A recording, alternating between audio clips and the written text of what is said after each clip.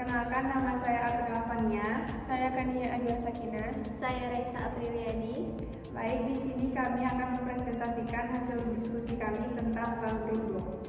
Baik, saya materi pertama akan menjelaskan tentang apa itu laundry globe. Jadi, laundry globe itu layanan laundry modern yang berbasis aplikasi yang menyediakan penjemputan, pencucian, penyetrkaan, dan pengantaran pakaian secara otomatis. Pelanggan cukup memesan melalui aplikasi, lalu kurir akan menjemput pakaian dan mengantarnya kembali setelah selesai. Layanan ini memadukan teknologi digital dengan proses laundry profesional sehingga lebih praktis, cepat, dan efisien bagi pengguna yang memiliki aktivitas padat. Lalu kenapa kami memilih laundry globe? Yang pertama, karena kebutuhan masyarakat tinggi. Yang kedua, gaya hidup modern dan serba cepat. Yang ketiga, mendukung digitalisasi layanan. Yang keempat, memiliki peluang yang luas. Yang terakhir, memberikan solusi praktis dan efisien. Baiklah, saya akan melanjutkan materi dari teman saya, yaitu analisis SWOT laundry globe atau digital modern laundry service. Yang pertama itu ada strength atau kekuatan. Yang pertama ada modern dan berbasis digital, yaitu memiliki aplikasi atau website untuk pemesanan, tracking cucian, notifikasi selesai, dan pembayaran cashless. Yang kedua, memberikan pengalaman pelanggan yang lebih cepat, praktis, dan transparan. Dan yang kedua, itu ada layanan jemput antar, yaitu menambah kenyamanan pelanggan dan memperluas jangkauan pasar tanpa memerlukan banyak store fisik. Terus yang ketiga, ada efisiensi operasional. Itu sistem digital memungkinkan manajemen order, kurir, stok deterjen, dan kapasitas mesin secara lebih terukur, dan mengurangi human error dan mempercepat proses internal. Terus yang keempat ada branding modern dan mudah diingat, yaitu nama laundry globe terdengar touch friendly, unik, dan mudah dipromosikan. Dan yang terakhir, potensi integrasi fitur lanjutan, yaitu program loyalty, subscription, bundling layanan, dan hingga smart scheduling. Yang kedua ada weakness atau kelemahan. Nah, yang pertama itu ada biaya pengembangan teknologi, pembuatan aplikasi, maintenance server, serta pembaruan fitur membutuhkan investasi yang cukup besar. Yang kedua ada ketergantungan pada teknologi. Jika aplikasi bermasalah, seperti bug atau server down, seluruh operasional dapat terganggu.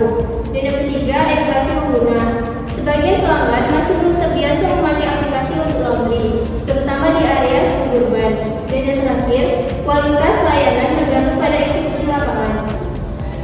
Meski digital, kualitas cucian kurir dan ketepatan waktu tetap sangat menentukan kepuasan pelanggan. Selanjutnya ada opportunities atau peluang. Yang pertama ada pasar laundry on demand yang terus tumbuh, yaitu masyarakat makin membutuhkan layanan praktis. Pasar laundry digital berkembang cepat di kota besar. Yang kedua, kolaborasi dengan kos, apartemen, dan perkantoran, yaitu potensi kerja sama B2B untuk layanan rutin atau paket laundry bulanan. Yang ketiga itu ada pengembangan proses ekosistem bisnis, yaitu menjual produk laundry seperti deterjen, pewangi, layanan cuci sepatu, tas, karpet, hingga dry cleaning. Yang keempat itu ada peluang ekspansi multi kota. Model digital memudahkan ekspansi cepat dengan sistem franchise atau mitra operasional. Dan yang terakhir itu ada pemanfaatan AI dan otomasi. Optimasi rute kurir, prediksi kapasitas, rekomendasi layanan, hingga otomatisasi mesin laundry. Dan yang terakhir ada threats atau ancaman. Yang pertama itu ada persaingan laundry digital yang semakin ketat. Kehadiran pemain seperti Click and Clean, ahli jasa, atau brand lokal serba menambah tingkat kompetisi. Yang kedua itu ada sensitivitas harga. Banyak pelanggan memilih laundry berdasarkan harga yang terjangkau, bukan teknologi. Yang ketiga itu ada ketidakstabilan operasional mitra. Jika menggunakan produk kemitraan, standar kualitas antar mitra bisa berbeda-beda. Dan yang terakhir, isu keamanan data pengguna. Risiko kebocoran data pelanggan seperti alamat, nomor HP, riwayat transaksi dapat merusak reputasi brand. Selanjutnya akan disampaikan materi ketiga oleh Baik, saya melanjutkan materi yang selanjutnya, yaitu planning, organizing, actuating, dan controlling atau biasa disebut POAC. Yang pertama yaitu planning atau perencanaan. Di sini ada menyusun tujuan layanan seperti memberikan laundry cepat dan praktis. Lalu yang kedua yaitu merencanakan sistem aplikasi pemesanan, penjadwalan, penjemputan pengantaran, dan metode pembayaran. Yang ketiga ada menentukan target pasar seperti mahasiswa, pekerja, dan keluarga yang membutuhkan layanan cepat.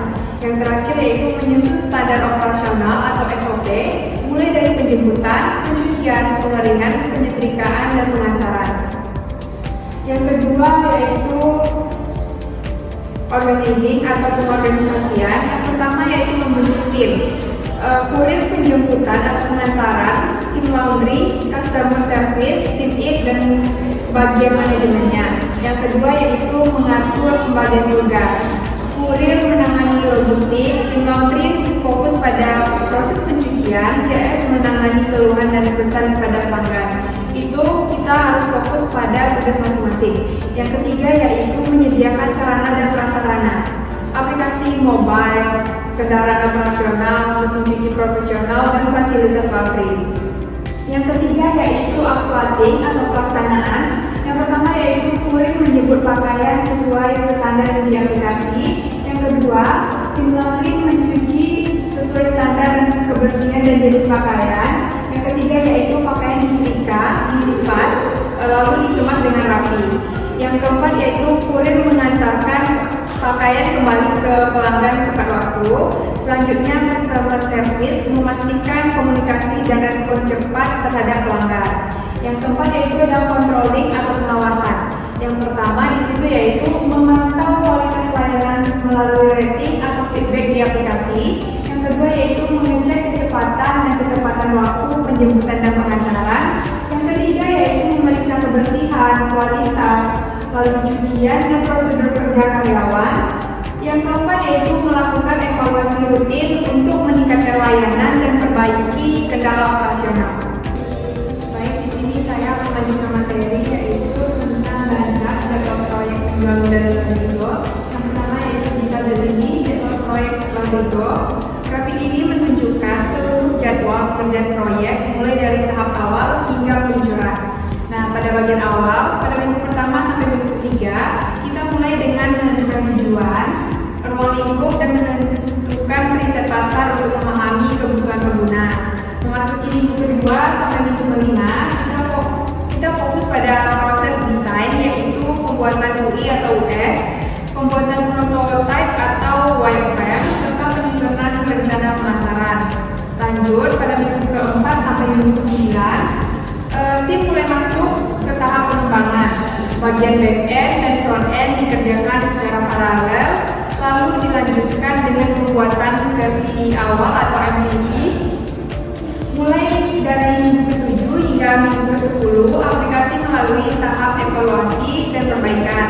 Pada tahap ini dilakukan peninjauan MVP, revisi uji coba pengguna, serta perbaikan bug. Nah, kemudian pada minggu ke-8 sampai minggu ke-11 dilakukan peluncuran beta atau promosi media sosial. Setelah itu proyek ditutup dengan tahap pengumpulan umpan balik atau pembaruan. Nah, secara keseluruhan, Ganjar ini membantu kita melihat alur kerja proyek secara jelas dari tahap perencanaan, desain, pengembangan hingga peluncuran. Lalu ada tabelan kedua yaitu data penjualan Laundrygo. Ini adalah Ganjar penjualan Laundrygo selama 2 bulan terakhir, yaitu bulan November dan Desember. Grafik ini menunjukkan alur kegiatan utama mulai dari proses promosi sampai proses pelayanan kepada pelanggan. Pertama, pada awal bulan November hingga tanggal 20, kegiatan ini dilakukan yaitu proses penjualan. Tahap ini fokus untuk menarik pelanggan baru dan meningkatkan jumlah order.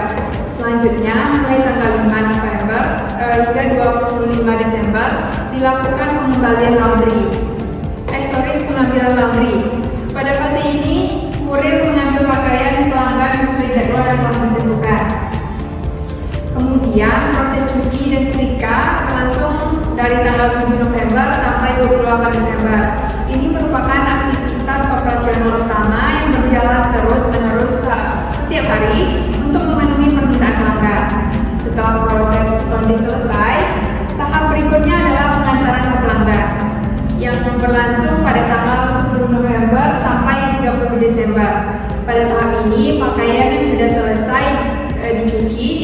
kembali ke alamat pelanggan secara bertahap. Dari ganjar ini dapat kita lihat bahwa sebagian besar aktivitas dari laundry berjalan secara paralel. Hal ini memastikan layanan laundry dapat berjalan lancar, cepat, dan tetap mampu melayani permintaan pelanggan selama 2 bulan terakhir. Selanjutnya yaitu kesimpulan dari proyek Laundrigo. Kesimpulannya adalah layanan laundry modern berbasis aplikasi yang menawarkan penjemputan pengantaran pakaian secara praktis dan cepat dengan teknologi digital. Layanan menjadi lebih efisien dan sesuai dengan kebutuhan masyarakat modern. Meski memiliki kekuatan, kemudahan, dan efisiensi, Laundrigo tetap menghadapi tantangan seperti biaya teknologi dan persaingan. Jika dikelola dengan baik melalui POAC, Laundrigo berpotensi menjadi layanan laundry yang terpercaya dan unggul di pasar. Baik, itu tadi hasil presentasi kami tentang proyek Laundrigo. Lebih dan kurangnya mohon maaf. Assalamualaikum warahmatullahi wabarakatuh.